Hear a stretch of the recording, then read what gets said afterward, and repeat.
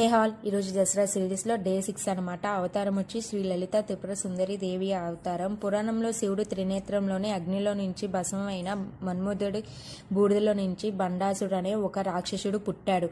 ఆ బండాసుడు అరాచకాలు తట్టుకోలేక దేవతలందరూ ఒక యజ్ఞం చేశారు.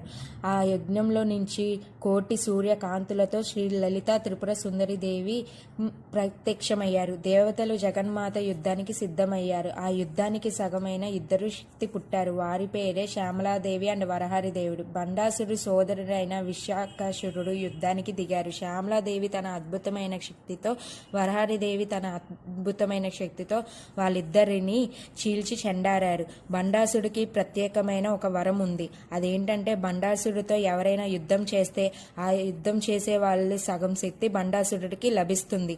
సో దానివల్ల అందరూ ఓడిపోతారు ఆ బండాసుడి చేతిలో. అందుకే ఇంకా లలితాదేవి అఖండ శక్తిని తట్టుకోలేక ఇంకా బండాసుడు అక్కడికక్కడే ధ్వంసం అయ్యాడు. ఇంకా లలితాదేవి లోకానికి శాంతిని ఇచ్చారు. ఇది లలితాదేవి కథ.